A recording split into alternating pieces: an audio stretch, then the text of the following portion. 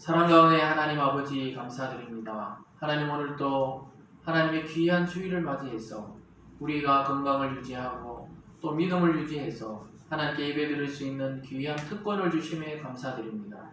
하나님 이 땅에 많은 교회들이 예배가 중단되고 또 여러가지 어려움을 겪고 있는 몸된 교회들도 많이 있습니다.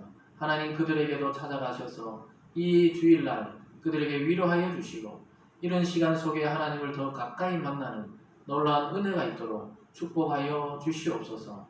오늘도 말씀으로 내려주시는 하나님의 그 은혜를 경험하게 도와주시고 우리 각자에게 하시는 하나님의 음성으로 듣는 놀라운 은혜가 있도록 축복하여 주시옵소서. 감사드리며 예수님 이름으로 기도드리옵나이다. 아멘. 오늘 본문을 중심으로 일어나 베델로 올라가자. 일어나 베델로 올라가자라는 제목으로 하나님 말씀을 증가하겠습니다. 얼마 전 뉴스에서 보니까 세계 최초로 장애인 중에서 에베레스트 여러 산맥을 등반했던 분이 정복하고 내려오다가 하산하다가 그 크레바스라 그래서 그 눈과 눈 사이의 그 절벽이죠. 거기에 빠져서 지금까지 찾지 못하고 있다. 이런 뉴스들을 그리고 유족들도 이제 한 일주일 지나니까 더 이상 구조 활동을 하지 말아달라 이렇게 하면서 장례를 치렀다 그냥. 그러니까 이제 발견하지는 못한 것이죠. 근데 그분이 이제 정상을 정복했다 그렇게 이야기하고 무전을 치고 내려오다가 거기에 빠져 있는데 또 빠져 있을 때도 무전 연락이 됐더라고요. 너무 춥다고 이렇게 이야기하고 그걸 견디려니까 알았다 그러고 뭐 어느 지점쯤 된다 이렇게 연락했던 게 이제 공개되면서 참 안타깝더라고요. 그리고 이제 그 구조대가 그 밧줄을 내려다가 올리다가 뭐 끊어졌다 이런 뉴스도 나오고 여러 가지가 있는데 결국 고립되어서 구조하지 못하고 아마 뭐 일주일 넘고 이랬으니까 이제 거기서 생을 마감하지 않았을까. 너무 악천후가 심하고 눈보라 심해서 구조 활동하기도 어려웠다 이렇게 뉴스에서 보면서 참 처음에 그 밧줄이 딱 내려왔을 때 이제 좀 안도하고 살았구나 싶었을 건데 너무 안타깝더라고요. 그분이 예전에 등반하다가 손가락을 다 잃었기 때문에 10손가락이 없는 분인데 참 의지에 정말 대한민국 국민이다 이런 생각도 했는데 내려오면서 하산할 때 그런 일이 있었다는 것을 보면서 참 구조가 됐다면 참 기쁘고 또 온 국민이 참 즐거워했을 건데 안타까운 마음이 좀 있었습니다. 그래서 이처럼 우리가 어떤 함정에 빠지거나 인생의 위기에 빠졌을 때 자기 혼자 그 구덩이에서 눈구덩이에서 올라올 수가 없다는 겁니다. 여기서 누가 내려가든지 아니면 밧줄이 내려오든지 구조대가 내려와서 잡아서 끌고 올라가야 사는 것이지 자기 혼자서는 그 깊은 크레바스 안에서 튀어나올 수가 없다는 것입니다. 그런데 이거 어쩌면 우리가 살아가는 이 죄를 안고 태어난 인간의 모습과 굉장히 유사합니다. 인간 스스로는 하나님께 나가려고 해도 하나님께 나갈 수가 없었습니다. 그 죄악 때문에. 그리고 하나님을 싫어하는 그 마음이 인간 마음 속에 있기 때문에 도저히 하나님께 나갈 수가 없었는데 하나님이 우리를 찾아오셔가지고 그 구조대처럼 그 음성을 다 들려주셔서 어디 있냐고 똑똑 두드리는 것처럼 예수님이 이 땅에 육체로 와서 정말 하나님 나라의 구조대로 와서 그 음성을 듣는 자는 결국 다 살아남고 그것을 믿고 그를 의지해서 그 손을 잡는 자는 다 구원에 이르게 된 것입니다. 그런데 우리 스스로 막 어떤 길을 찾아보려 할 때는 굉장히 인생길을 찾기 어렵다는 것을 알게 됩니다. 어떤 길을 선택해서 살 것인가, 우리가 이 학교를 들어갈까 저 학교를 들어갈까, 또 이 여자랑 결혼할까 이 남자랑 결혼할까, 이 모든 게 선택의 길인데 어떤 것도 쉽지 않다는 것을 알게 됩니다. 그리고 어떤 길을 선택했는데 오히려 막 고통이 더 심해지고 어떤 길을 선택해서 더 인생의 바닥으로 떨어질 때 우리는 참 당황스럽고 하루라도 빨리 이 고통이 끝나기를 우리는 보통 그렇게 바라보고 있습니다. 우리가 인류가 겪고 있는 오늘날에 이 코로나라는 이 아주 이 시대적인 전 세계적인 이 질병 앞에서도 굉장히 당황하고 어찌할 바를 모르고 또 이것이 길어지면서 무감각해진 것 같지만 실제로 사람들의 마음속에는 두려움과 공포와 또 이것이 언제 끝날까 하는 그 답답함이 다들 그런 생각들을 가지고 살아간다는 것입니다. 근데 이거 해결이 쉽지 않다는 거예요. 지금 뭐 백신이 나왔다 또 치료제가 나온다 이러는데도 하루빨리 벗어나고 싶은데도 그렇게 쉽게 벗어날 수 없다는 것을 우리는 또 보고 있습니다. 누가 개입해야 되냐 이거죠. 이게 누가 도대체 우리 인생의 이 어려운 지점에 개입하셔야 되냐는 거죠.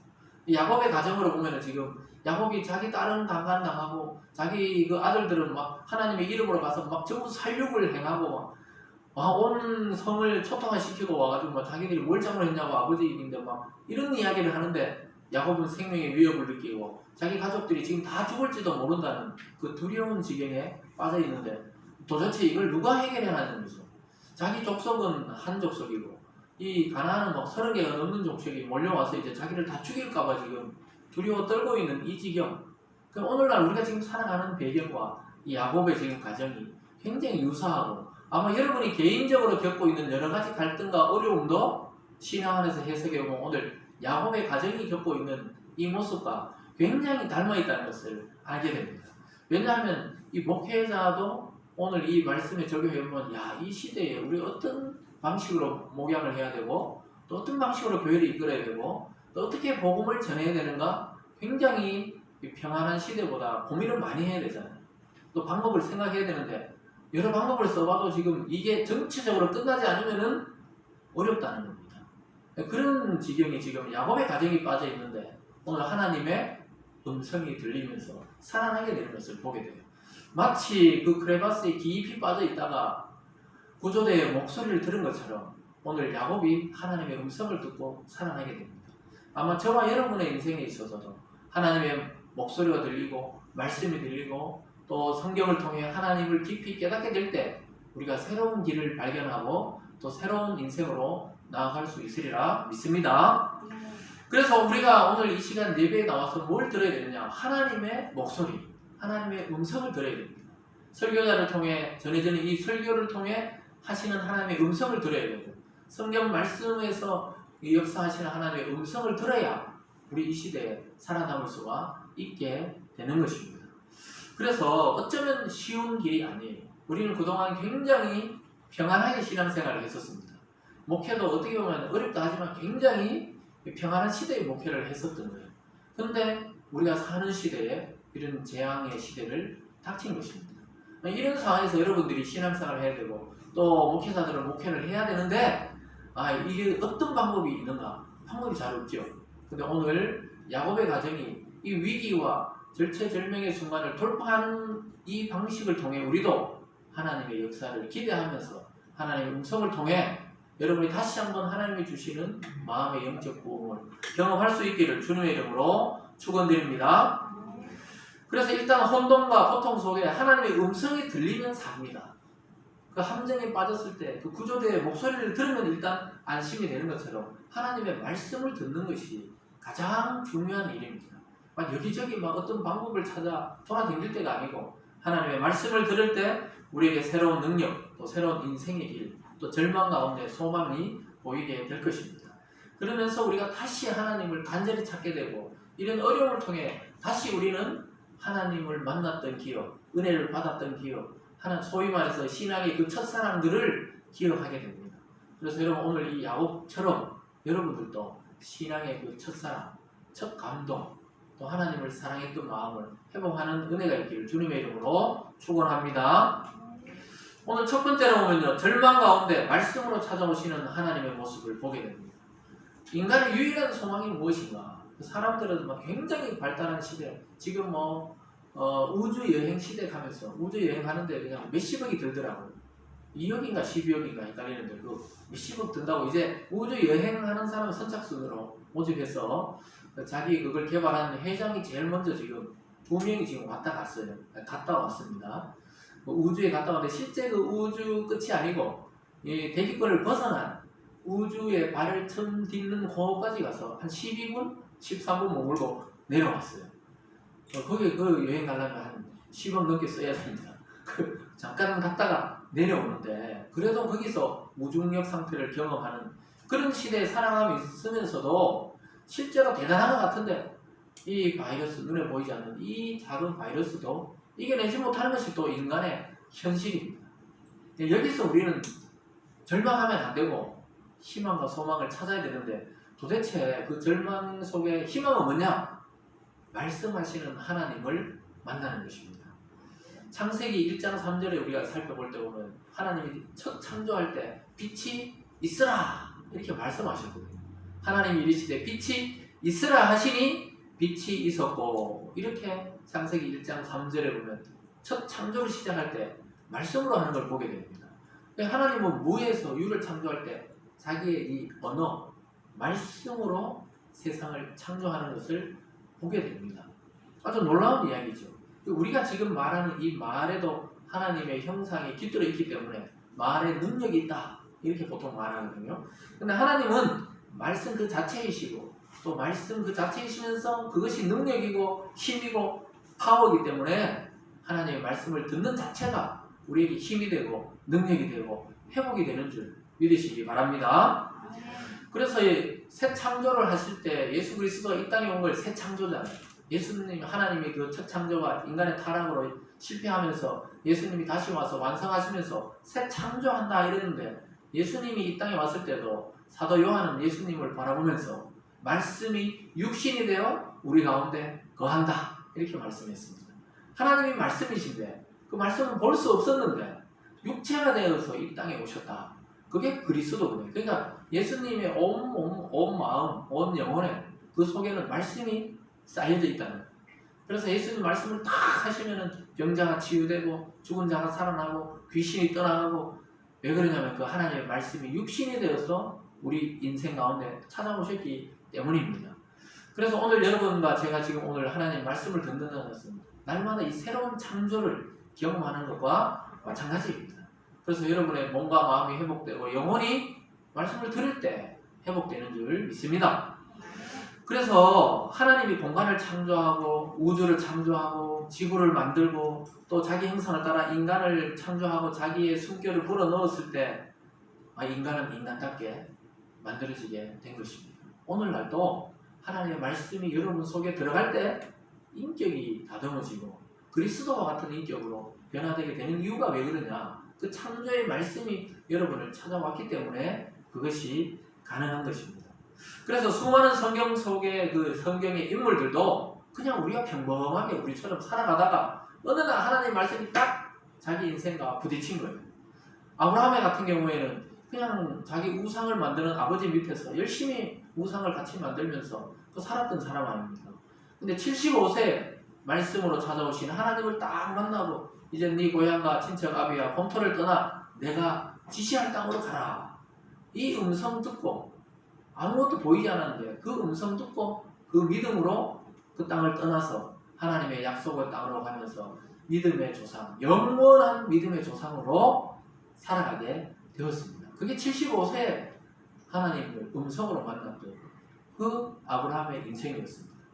모세는 어떻습니까? 자기 민족을 구원하려고 그러다가 애굽의 병사 하나 때려서 죽고 도망갔잖아요. 도망가서 40년을 도망자로 살면서 광야에 살다가 그 떨기나무 가운데에서 들려오는 하나님의 음성을 듣고 네가 이제 내 민족 이스라엘을 구원해내라. 이 음성을 듣고 그것을 믿고 자기는 도저히 할 수 없다 그랬지만 하나님이 강권적으로 그에게 소명을 주셔서 애굽에 가서 출애굽시키는 역사적인 인물로 하나님이 사용하셨는데, 그것은 모세가 잘나서 그런 게 아니라고 하나님의 말씀이 그를 찾아가서 그를 변화시키셔서 이스라엘의 위대한 지도자로 하나님이 삼아주신 것입니다. 마찬가지로 사무엘도 마찬가지죠. 사무엘은 가장 어릴 때 성전에 바쳐줬어요. 엄마가 기도해서 애를 낳았는데 성전에 맡겨놨는데 어느 날 그냥 가만히 잠결에 보니까 사무엘아 사무엘아. 그러니까 자기는 엘리 제사장이 부른 줄 알고 엘리에게 쫓아갔습니다. 나 부르셨습니까? 그러니까 안 불렀대요. 그 두 번째도 가고 세 번째 갔을 때도 안 불렀다 그러니까 엘리가 탁 눈치챈 거예요. 내가 아니고 여호와 하나님이 너를 부르시니까 대답해라. 이제 딱 그 음성이 들리거든. 대답해라. 이런 코치를 딱 해줍니다. 그래서 그가 선지자로 또 제사장으로 기름 부음 받고 이스라엘의 위대한 말씀의 시대, 왕정 시대를 여는 그러한 이 선지자, 제사장이 된 것입니다. 그가 노력해서 그래 된 게 아니고 하나님의 음성이 그를 찾아왔던 겁니다. 신약에도 마찬가지죠. 여러분 잘 아시는 사도 바울 같은 경우에도 예수 믿는 자를 잡아 죽이던 사람인데 자기도 어느 날 예수 믿는 자를 또 잡으러 다마스쿠스로 가다가 그 언덕배기에서 갑자기 밝은 빛을 보면서 눈을 몰면서 음성이 들리는 거예요. 사오라 사오라 이런 음성이 들렸습니다. 자기가 찾아간 게 아니고 구원하신 예수님이 사울을 찾아와서 사오라 사오라. 그러니까 사울이 누구세요? 이러니까 예수님이 네가 핍박하는 예수다 이렇게 하면서 그 인생이 완전히 바뀌어서 복음을 반대하는 자에서 복음을 증거하는 자로 살아가게 된 것입니다. 여러분 이 인물들 전부 하나님의 말씀이 음성으로 때로는 성경으로 때로는 설교로 그 사람들을 찾아가서 하나님이 그 말씀을 그를 변화시킨 것입니다. 그래서 인생의 그 절망 가운데 유일한 소망은 바로 하나님의 말씀이 우리를 찾아오는 것입니다. 오늘날도 마찬가지입니다. 타락된 인생, 타락된 세상, 타락된 인간에게 유일한 소망은 바로 하나님의 말씀이 들려지는 것입니다. 신약의 표현으로는 복음의 소식이 우리에게 들려지는 것입니다. 복음의 복된 소식이 여러분 각자에게 들려지는 것이 가장 큰 소망인 줄 믿습니다. 그래서 말씀이 비춰지면 인생이 변합니다. 여러분 빛이 비치면 뭔가 변화돼요. 수술할 때 레이저로 요즘에는 다 수술합니다. 복강경을 탁 뚫어가지고 그 안에서 레이저로 막 그 암을 수술하기도 하고 또 맹장도 수술하고 전부 그렇게 빛을 딱 비춰가지고 하듯이 하나님의 빛이 우리에게 비칠 때 우리가 살아나는 것처럼 하나님의 말씀은 빛이십니다. 여러분 인생을 비추고 미래를 비추고 여러분의 어려움을 해결하는 빛으로 오늘도 비치시는 줄 믿습니다. 그래서 내 힘과 능력으로 되지 않는 일들 바로 하나님의 능력과 힘이 공급될 때 가능해집니다. 야곱은 아까 말씀드렸듯이 이제 완전히 밑바닥으로 떨어졌어요. 오히려 가나안으로 가라 그래서 왔는데 밑바닥이 떨어져 버렸어요. 그 첫 번째 이유는 원래 약속했던 베델로 가지 않았기 때문에 그렇습니다. 근데 아직까지도 야곱이 이것을 깨닫지 못하고 있었어요. 야, 우리 믿음의 집안에 왜 이런 일이 생긴노? 딸은 큰 봉변을 당하고 아들들은 왜 이리 악해져가지고 그 수많은 사람을 이렇게 살려하는 그런 사람이 됐을까? 참 마음이 얼마나 공허했겠어요. 그동안 하나님 믿고 또 하나님 약속을 따라 가나안으로 왔는데 물론 베델은 아니었지만 그래도 약속의 땅까지 왔는데 오히려 이런 어려움이 닥치니까 이제 자기가 죽을지 살지 이 가나안 족속들이 연합해서 치면은 자기 뭐 방법이 없잖아요. 야 이제 큰일 났다. 이럴 때 하나님의 음성이 들린 것입니다. 오늘 본문 1절 첫 부분에 보면 이렇게 나오잖아요. 하나님이 야곱에게 이르시되 이렇게 말씀합니다. 34장에 하나님이란 말은 한 단어도 나오지 않았는데 드디어 하나님이 야곱에게 이르시되 하나님이 말씀하시되 이 말입니다. 소망이 점점 사라져가고 내 인생이 허무하고 내가 교회 다니고 신앙생활하고 또 예수님 잘 믿는다 생각했었는데 야, 내 인생은 왜 이렇게 흔들리고 우리 집은 왜 이렇게 고난이 닥치고 도저히 안 믿는 집에도 일어나지 않는 일들도 일어나고 왜 이럴까 이렇게 고민하고 허탈해하고 공고해 할 때 하나님의 음성이 오늘 들리기 시작했던 것입니다. 여러분 그러면 삽니다. 이 한마디가 야곱과 야곱의 가정을 다시 살리고 또 믿음의 가정으로 우뚝 솟게 하는 것입니다. 위축받고 떨고 있는 야곱에게 하나님이 말씀하셨습니다. 여러분 이 아침에 참 갈 데도 많고 할 일도 많으신데 또 하나님의 음성을 듣고 말씀을 통하여 하나님의 그 뜻을 깨닫기를 바랍니다. 그래서 성도들인 우리들도 그 마음의 죄악과 두려움과 삶의 공포와 또 허무함이 여러 가지로 막 느껴질 때가 있죠.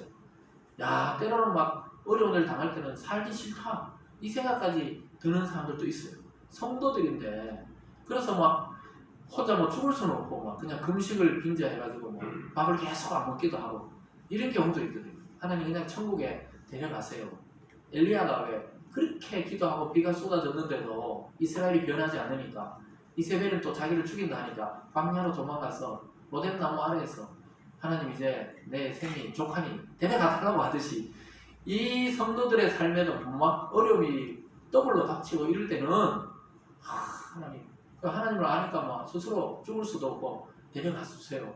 이런 경우도 있다는 것입니다. 그런 고백을 제가 들은 적도 있어요. 차라리 천국으로 데려가면 좋겠는데 사는 게 더 지옥 같다는 이런 성도의 고백을 들은 적도 있습니다. 그러니까 이 참 하나님이 예수님 믿으면 그냥 모든 게 그냥 진짜 만사형통하게 하면 되는데 이 오늘 야곱처럼 때로는 예수님처럼 그 고난의 가시밭길을 걷는 성도들도 있다는 것을 우리가 또한 깨닫게 됩니다.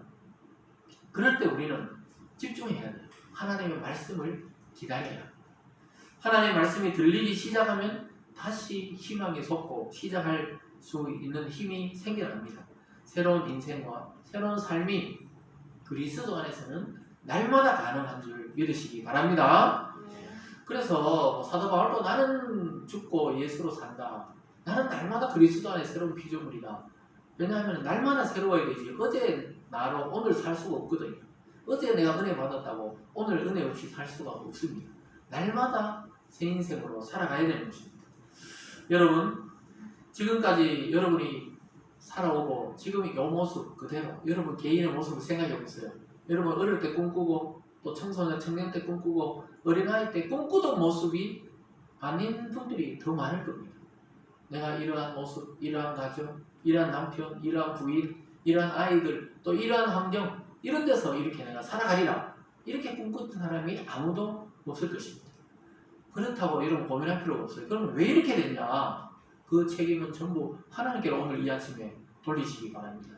하나님이 나를 이렇게 살게 하고 하나님이 여기까지 오게 했고 하나님이 나의 이런 모습으로 살아가게 했다. 이것에 대해서 여러분 믿어야 됩니다. 아니면 해석이 안 됩니다. 하나님을 떠나 방황하던 분들도 있을 거고 저도 어릴 때부터 이 교회를 다녔지만 중간에 청년 때 한참 쉬었습니다. 한참 막 교회 가니까 뭐 자기들끼리도 싸우고 또 뭐 소위 말해서 교회 직분자들 어른들끼리 보니까 뭐 알고 보니까 막 싸우고 고소 고발하고 막 이런 것도 보고 이러니까 교회 회의가 되는 거예요. 청년 때 자기들도 깨끗하지 않지만 청년들은 의로움을 추구하기 때문에 교회에서 막 그런 거 보면 교회 하나님은 믿지만 이 교회라는 조직이니까 믿을만 하지 못하다 뭐 이렇게 생각하기도 하고 뭐 하여튼 그래가지고 교회를 떠난단 말이에요. 저도 막 오랫동안 이제 청년 초반기에 오랫동안 떠나 있었죠. 근데 어느 날 말씀을 통해 교회로 돌아오고 은혜를 받고 목회자가 되고 절대 목회자가 된다는 생각을 못 하잖아요. 못했을 때 계속 말씀을 통해 하나님이 우리에게 반복적으로 소명을 주시는 것을 불러요. 모세가 계속 거절했는데 하나님은 아니다, 네가 가야 된다. 너가 가서 이스라엘을 구해낼 것이라고. 이게 소명이거든요. 이것에 대해서 계속 반복적인데 우리가 요즘에는 하나님 음성이 안 들리거든요. 하나님이 음성으로 안 나타나요. 꿈으로 안 나타나요. 뭘로 나타납니까? 이제 계시가 완성돼서 성경을 통해 들려지는 설교를 통해 하나님의 소명과 또 하나님의 부르심을 깨닫게 됩니다. 그 예배 때 마주치는 그 말씀이 하나님이 불렀구나. 처음에는 우연처럼 생각합니다. 대부분이 아닌데 내가 지금 뭐 목회자, 내가 뭐 선교사, 내가 뭐 교회 뭐 집사, 장로, 내가 뭐 권사, 내가 뭘 하겠어? 자꾸 이런 감동이 든단 말이에요. 근데 하나님은 반복해서 불러요. 반복해서. 설교에 여러분을 내가 일일이 어떻게 알겠어요? 근데 하나님이 성령으로 그 사람에게 계속해서 부르시거든요. 교회로 성도를 부를 때도 마찬가지예요. 부인을 통해, 남편을 통해, 친구를 통해 반복해서 교회로 가자. 교회로 가자. 예수 믿어봐라. 처음에는 그게 그냥 너나 잘 믿어라 이러다가 나중에는 그게 꼭 자기를 부르는 소리처럼 들린다는 거예요. 그 어느 날은 스스로 발로 찾아가게 됩니다. 그럴 때 참 신기하게도 지금도 그렇잖아요. 어떤 사람은 목사가 되고 또 어떤 사람은 목사 안수 받고 선교사로 나가고 어떻게 그렇게 가능할까요? 낯선 땅, 낯선 곳, 정말 낯선 문화에 가서 복음을 전하게 되고 또 하나님의 부름을 받고 직장 잘 다니고 또 사업하고 이러다가 어떻게 목회자가 될까요? 그것은 경험해본 사람이 알죠. 말씀을 계속해서 하시는데 이제 너가 말씀을 전할 때가 됐다. 너가 목회자가 신학교 가야 되나? 이런 생각이 자꾸 든단 말이에요. 안 들면 좋잖아요. 근데 든단 말이에요. 한 번 들고 두 번 들고 우리가 완전하거나 완전히 깨끗해서 그게 아니고 설교 들을 때 피하고 싶지 어떨 때는. 그래서 은혜를 너무 받지 말자 막 이런 생각도 하게 되죠. 그러다가 하나님이 설교 말씀을 통해 성경을 통해 직접 음성으로 듣는 것처럼 생생하게 가슴에 새겨질 때가 있습니다. 내가 마지막 할 일은 이거구나. 이거 안 하면 안 되겠다. 이런 생각이 든다는 거예요.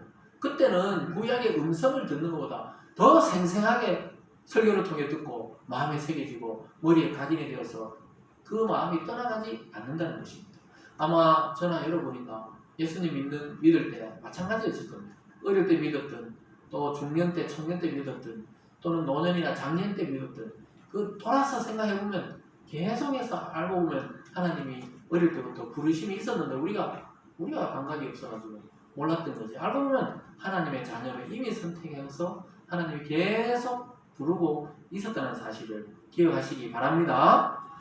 그래서 오늘 본문에서 야곱이 자기 힘으로 어쩔 수 없는 상황에서 하나님이 이렇게 찾아왔듯이 오늘날도 지금 믿음의 사람들에게도 오늘 이 아침에도 또 영상을 통해 듣는 분들에게도 오늘 설교를 통해서도 하나님 지금 여러분을 찾아가고 있다는 사실을 믿음으로 받으시기를 주님의 이름으로 축원합니다. 그래서 오늘 두 번째로 보면 그런데 찾아오셔서 뭘 주셨냐 하면 약속의 장소로 부르시는 하나님의 모습을 보게 됩니다. 아니 그냥 세겜도 가나안에 속하는 땅이잖아요. 그리고 야곱이 뭔 생각인지 몰라도 세겜에서 땅을 좀 샀거든요. 이미 땅을 사서 여기 좀 정착하자. 왜냐하면 삼촌 집에 도망 나올 때 힘들었고 또 자기 형 에사하고 다투면서 힘들고 피곤하고 이제는 막 여기서 그냥 좀 살아도 되겠다. 뭐 꼭 베델 그 들판까지 가야 되나? 들판에 아무것도 없잖아요. 그 세겜 근처에는 그래도 도시니까 그 들판에 가서 살아야 되나? 뭐 이런 생각을 했을 거예요 아마. 성경은 그런 자세한 감정을 적어놓지는 않지만 우리의 일상을 비유해서 이걸 딱 성경을 해석해보면 그랬을 거예요. 뭐 서울에서 말씀 전하면 안 되나? 꼭 대구로 내려가야 되나? 얘들이 이렇게 생각할 수 있잖아요. 뭐 대구에 있으면 안 되나? 꼭 서울로 가야 되나? 그럼 뭐 꼭 한국에 있으면 안 되나? 뭐 꼭 캄보디아 가야 되나? 지난주에 선교사님 그러잖아요. 꼭 캄보디아 가야 되냐? 근데 그런 게 또 마음에 계속 품게 되는 것이죠. 원래 다른 나라에 가고 싶은데 그게 갔다는 거예요. 그러니까 그게 우연인 것 같은데 우리 인생에 우연은 단 하나도 없습니다. 지금 만난 사람, 가정을 이루거나 그런 자녀가 태어나거나 어떤 것도 우연은 없습니다. 하나님 안에 해석하고 그리스도 안에 해석하면 정확하게 한 채 오차도 없이 하나님이 준비하신 그런 만남과 일들이라는 사실입니다. 근데 오늘 야곱에게도 하나님 베델로 올라가라는 거예요. 그 아무것도 없는 들판으로 다시 올라가라는 거예요. 왜 베델로 올라가야 됩니까? 네가 너 형을 피해 도망 나올 때 나에게 약속했던 장소가 어디냐? 거기가 베델이라는 거예요. 야곱은 까맣게 잊어버렸습니다. 20년이 지났습니다. 물론 한 번씩 기억했겠지만 그 추억을, 그 신앙의 감동과 은혜를 기억했겠지만 까맣게 잊어버렸어요. 거기서 막 기름 붓고 내가 평안히 돌아오면 여기서 다시 하나님께 제단을 쌓겠다고 이렇게 약속했잖아. 젊은 날에 자기 형피해가 밤에 야반도주 할 때 꿈에 나타난 하나님 보고 그렇게 약속했는데 20년 지나서 까맣게 잊어버렸는데 하나님은 그 약속을 단 한 번도 잊은 적이 없다는 것입니다. 아마 저와 여러분이 어릴 때 예수님 믿든 안 믿든 마음속으로 신이 있다면 하나님 있다면 도와주세요. 어떻게 하세요? 이런 소리까지도 하나님은 다 기억하고 있다가 때가 되었을 때 하나님의 자녀로 공동체로 교회로 불러온 줄 믿으시기 바랍니다. 그래서 하나님은 부르시는 거예요. 뭐 그냥 내 집에서 예배드려도 되고 길바닥에서 예배드려도 되고 산에서 예배드려도 되지만 왜 교회 공동체로 자꾸 부르시느냐? 그 약속한 땅이 있다는 거예요. 이 베델이라는 것이 하나님의 집이잖아요. 하나님의 집 이런 의미입니다. 하나님이 만나주는 장소가 또 있다는 거예요. 그래서 우리가 이 기독교인들이 교회로 모인다는 것 이건 엄청난 의미가 있습니다. 하나님이 만나주겠다고 약속한 장소와 약속한 시간이라는 사실을 잊지 마시기 바랍니다. 그래서 하나님이 올라오라는 거예요. 베델로 올라오라 이렇게 이야기합니다. 1절 말씀을 다 같이 한번 읽어보겠습니다. 오늘 본문 1절입니다. 시작. 하나님이 야곱에게 이르시되 일어나 베델로 올라가서 거기 거주하며 내가 내 형 에사의 낯을 피하여 도망하던 때에 내게 나타났던 하나님께 거기서 제단을 쌓아라 하신지라. 이 고백이 사실 자기의 고백이었거든요. 야곱 자신의 고백이었어요. 하나님이 꿈에 나타나가 사닥다리에서 천사가 왔다 갔다 하고 임자 같은 이가 하늘에서 내려다보면서 거기서 야곱의 고백을 부르니까 야 여기가 하나님의 집이다. 내가 평안히 돌아온다면은 정말 여기서 내가 하나님께 제단을 쌓고 다시 예배 드리겠다. 자기는 잊어버렸는데 하나님이 오늘 이야기하죠. 베델로 올라가라. 네가 지금 세겜에 있을 때가 아니다. 세겜에 계속 있으려고 그러니까 막 풍지박산이 나는 그런 일을 당하게 하시고는 깨닫게 하고는 올라오라 이렇게 말합니다. 거기서 다시 나를 만나자는 거예요. 재단을 쌓아라는 게 나를 다시 만나서 거기서 다시 예배드리고 다시 나와 교제하자 이렇게 부르시는 겁니다. 여러분 하나님이 여러분들 지금 부르시는 거예요. 여러분을 부르시는 겁니다. 우리가 어디에 있든지 하나님의 음성을 듣고 말씀을 듣는다면 거기서 하나님과 교제할 수 있게 되는 겁니다. 여러분 들리십니까? 하나님이 지금 올라오라는 거예요. 올라오자. 이 그 어려운 날, 그 고통의 때, 도망다니는 일을 나왔을 때 그때 만났던 나 하나님이 지금도 그걸 기다리고 있다. 돌아오라. 올라오라. 이렇게 말씀하고 있는 것입니다. 여러분 아주 어릴 때 전도 받았거나 아니면 말씀을 들었거나 이런 기억이 있을 수도 있어요. 그러다가 막 많이 떠돌고 방황하다가 교회 오니까 옛날 들었던 찬송이 기억난다는 거예요. 어떤 분이 그러시더라고요. 자기 어릴 때 초등학교가 미션 학교였대요. 그래서 막 제가 가서 이렇게 복음을 좀 전하고 그러니까 자기가 다른 건 모르겠는데 나의 사랑하는 책이 기억난다는 거예요. 나의 사랑하는 책, 그 찬송가가 기억난다는 거예요. 자기 초등학교 때 미션 스쿨에 대한 맨날 예배 드릴 때 어린아이들이니까 그 책을, 그 노래를 많이 불렀다는 거예요. 나의 사랑하는 책, 비록 헤어졌으나 어머니의 무릎 위에 그 찬송이 아직도 기억난다면서 하나님이 당신을 부른 겁니다. 이렇게 이야기했죠. 하나님이 부르시는 거예요. 한 번이라도 교회에 왔다 간 사람은 하나님이 그 성령이 그 속에 이를 딱 찍은 사람은 결국 돌아오게 되어 있습니다. 믿습니까? 그래서 하나님은 야곱과 맺은 언약을 잊지 않고 계셨어요. 그래서 내가 잊지 않고 있으니까 다시 올라오라는 거예요. 너의 그 구원의 장소, 은혜의 장소, 그 소망의 장소인 그곳으로 올라오라는 겁니다. 여러분이 은혜 받았던 장소. 제 같은 아주 어릴 때 세례받고 그 시골에 그 마룻바닥에 예배드리던 요즘 하니까 다 의자로 만들어놨던데 그때 슬라브 지붕이라 그러죠. 슬라브 지붕에다가 바닥에 누가 뭐라 하지도 않았는데 남자 여자가 따라 앉더라고요. 그때 우리 때 어릴 때 가보면 그 시골에 마룻바닥에 신발장 딱 아주 생생하게 기억납니다. 처마에 물 떨어지는 장면까지 기억나요. 종 치는 장면까지 기억납니다. 그 신앙의 추억, 그 장소 그런 것이 있는 사람은 참 소망이 있죠. 여러분도 처음 불러서 간 교회들이 있죠. 그게 우리 교회가 될 수도 있고 아니면 큰 교회들이 될 수도 있고 그 눈물 흘리던 그 장소 거기가 바로 여러분의 신앙의 베델입니다. 베델. 한 번씩 쭉 지나가다 한번 가보세요. 그 은혜가 참 새롭답니다. 그래서 여러분 그 은혜 받은 장소 그것이 바로 하나님과 교류하고 만나는 장소인데 오늘 야곱 보고 하나님 그쪽으로 올라가라는 거예요.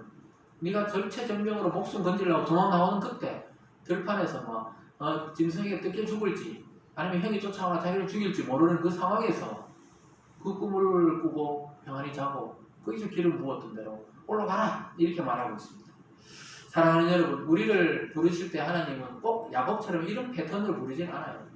딸이 큰 일을 당하고 자식들이 살육을 하고 이런 걸로 부르지는 않지만 고통과 고난을 통해 부를 때가 더 많이 있습니다. 평안할 때보다 아주 고난이 있고 고통이 있을 때 하나님의 음성이 들려올 때가 더 많아요. 왜냐하면 다른 거 생각할 틈이 없거든요. 고난이 있고 고통이 있을 때는 다른 거 생각할 틈이 없어요. 하나님 이 고통과 고난을 끝나게 해주세요. 요 기도밖에 없기 때문에 그때 하나님을 만나는 경우가 많습니다. 우리가 지금 온 세계의 교회들이 이 코로나가 종식되고 다시 교회들이 문을 열고 예배 드릴 수 있도록 서울 같은 경우에는 지금 한 달 넘게 예배를 못 드리잖아요. 또 아예 못 모이잖아요. 몇 명까지 모이라 하지만 실제 준비하는 예배 인원 외에는 못 나오는 거랑 마찬가지예요. 그러니까 이 교회는 모이지 못